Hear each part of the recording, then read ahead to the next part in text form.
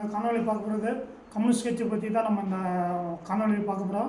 தமிழ்நாட்டில் இந்த 4 வருஷத்தில் கம்யூனிஸ்ட் கட்சிகள் மக்கள் தேடி கண்டுபிடிக்கிற நிலையில் தான் இருக்குது.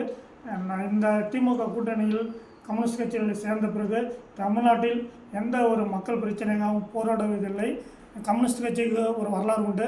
எளிய மக்களுக்காகவும் ஒடுக்கப்பட்ட மக்களுக்காகவும் எங்கே அநீதி நடந்தாலும் முதலாள குரல் கொடுப்பவர்கள் கம்யூனிஸ்ட் கட்சி தான். ஆனால் இந்த 4 வருஷத்தில் எந்த ஒரு போராட்டத்தையும் எந்த மக்கள் பிரச்சனைக்காகவும் முன்னணிச்சு அவங்க போராட்டம் பண்ணதே இல்லை. திமுக கூட்டணியில் சேர்ந்த பிறகு 15 கோடி கூட்டணி திமுகவிடம் வாங்கிய பிறகு கம்யூனிஸ்ட் கட்சிகள் திமுக எது செய்தாலும் அதை கண்டுகொள்ளாமல் இருப்பதும் டிவி விவாதங்களில் கலந்து கொண்டு திமுகவுக்கு ஜாலர் தட்டுவதை இவங்களுடைய குறிக்கோளாக கொண்டுள்ளார்கள்.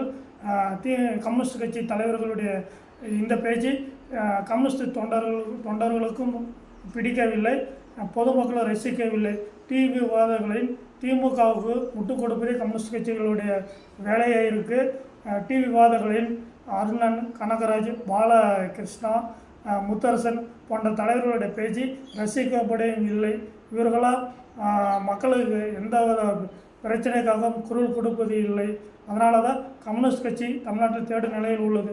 இப்படியே போனால் கம்யூனிஸ்ட் கட்சி தமிழ்நாட்டில் காணாமல் போய்விடும். அந்த நிலையில் தான் இருக்குது.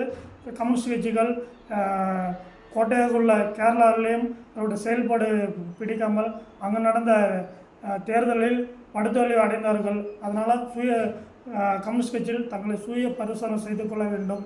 இல்லாவிட்டால் கம்யூனிஸ்ட் கட்சி தமிழ்நாட்டில் காணாமல் போய்விடும்.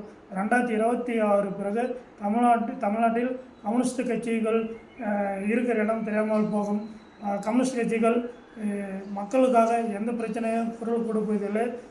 சமூக நல்லிணக்கம் என்ற ஒரு போர்வையில் இந்துக்களை திட்டுவதும் இந்துக்களுக்கு எதிராக போராடுவதும் இதுதான் குறிக்கோளாக கொண்டு உள்ளனர். எல்லா மதத்திலும் மூட நம்பிக்கை இருக்குது. ஆனால் மற்ற மதங்களில் மூட நம்பிக்கை கண்டு கொள்வதில்லை. ஆனால் இந்துக்களுடைய நம்பிக்கைகள் மட்டும்தான் மூட நம்பிக்கை நாங்கள் ஒழிக்கிறோன்ற போர்வையில் இந்துக்களை எதிராக பேசுவதும் அவர்களை கீழ்த்தரமாக அவருடைய விமர்சனம் செய்வதும் தற்போதைய கம்யூனிஸ்ட் கட்சி தலைவருடைய வேலையாக இருக்குது. தமிழ்நாட்டில் 1000 தொழிற்சங்கங்கள், ஆசிரியர் கூட்டமைப்பு போன்ற அமைப்புகள் போராடி கொண்டு இந்த வேலையில் கூட கம்யூனிஸ்ட் கட்சி அதை கண்டு கொள்ளாமல் திமுகவுக்கும் ஜாலரா போடுவதும் முட்டுக் கொடுப்பது இந்த வேலையை தான் செய்து கொண்டு இருக்கிறார்கள். அதனால் கம்யூனிஸ்ட் கட்சி கூட்டணிக்கு அடிமையாக இருக்கிறார்கள். கூட்டணி வேறு கொள்கை வேறு என்ற நிலையில் இருந்த கம்யூனிஸ்ட் கட்சிகள் இன்று கொள்கைக்கு என்ன விலை என்ற நிலையில் இருக்காங்க. 15 கோடி வாங்கிய பிறகு திமுக எது செய்தாலும் அவர்களை கண்டுகொள்வது இல்லை. அதனால் கூட்டணியில் அடிமையாக இருப்பதை விட அந்த கட்சியில் ஒதுங்கி இருப்பது மேல் என்ற நினைப்பில் கம்யூனிஸ்ட் தொண்டர்கள் அந்த கட்சியிலிருந்து விலகி ஒதுங்கி இருக்கிறார்கள். அதனால் தான் அவர்கள் நடத்திய எந்த போராட்டத்தில் பெரிய அளவு வெற்றி பெறுவதில்லை. தமிழ்நாட்டில் இதுவரைக்கும் அவர்கள் பெரிய அளவு போராட்டம் நடத்தவில்லை. பல பிரச்சனைகள் இருந்த பிறகு மத்திய அரசுக்கு பிறகு மத்திய அரசை எதிர்த்து மட்டும் அங்கொண்டு இங்கோடு போராட்டம் நடத்துவதும் பிறகு காணாமல் போய்விடுவதும் கம்யூனிஸ்ட் தற்போது நிலைமையாக இருக்குது. அதனால் கம்யூனிஸ்ட் கட்சிகள் தங்களை சுய பரிசோதனை செய்து கொள்ள வேண்டும்.